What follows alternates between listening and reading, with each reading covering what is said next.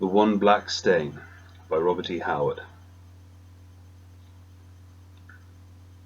Sir Thomas Doughty, executed, St. Julian's Bay, 1578.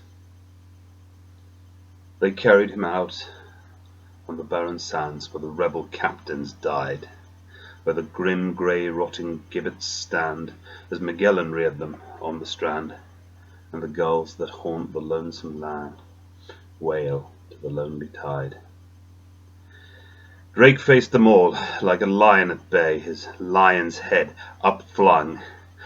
"Dare ye my words of law defy, to say this traitor shall not die?" His captains dared not meet his eye, but each man held his tongue. Solomon Kane stood forth alone, a grim man of a sombre race. Deserving of death he may well be, but the Troil ye held was a mockery. Ye hid your spite in a travesty, where justice hid her face. Far more the man had ye been on deck, your sword to cleanly draw, in forthright fury from its sheath, and openly cleave him to the teeth, rather than slink and hide beneath this hollow word of law. Hell rose in the eyes of Francis Drake. "Puritan knave!" he roared. "Headsman, give him the axe instead. He shall strike off yon traitor's head." Kane merely folded his arms and said, darkly and soberly, "I am no slave for your butcher's work." "Bind him with triple strands!" Drake roared, and the men obeyed hesitantly as if afraid. But Kane stirred not as they took his blade and pinned his iron hands. They brought the doomed man to his knees, the man who was to die. His lips did in a queer smile bend, and one last long look did he send at Drake, his judge, his one-time friend, who could not meet his eye. An axe flashed silver in the sun, a red arc slashed the sand.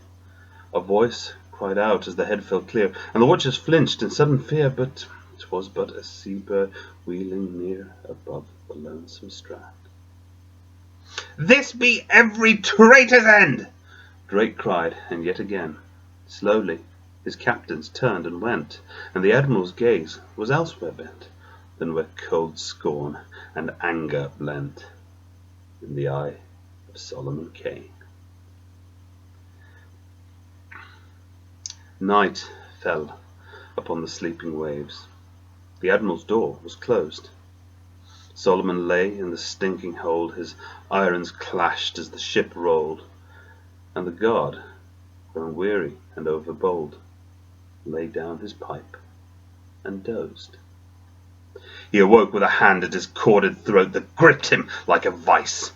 Trembling, he yielded up the key, and the grim-faced Puritan stood free, his dark eyes gleaming murderously with a hate that is slow to rise. Unseen towards the admiral's door went Solomon Kane from the guard, through the night and darkness of the ship, the guard's keen dagger in his grip. None of that dull crew saw him slip through the door unbarred. Drake at his table sat alone, his head held in his hands. He looked up as though from sleeping, but his eyes were blank with weeping, as if he could not see the creeping of death's swiftly flowing sands. He moved no hand for gun nor blade to halt the hand of Kane, and did not seem to hear nor see. Lost in black mists of memory, love turned to hate and treachery and bitter, cankering pain. A moment Solomon Kane stood there, the dagger poised before, as condor stoops above a bird, and Francis Drake spoke not nor stirred, and Kane went forth without a word and closed the cabin door.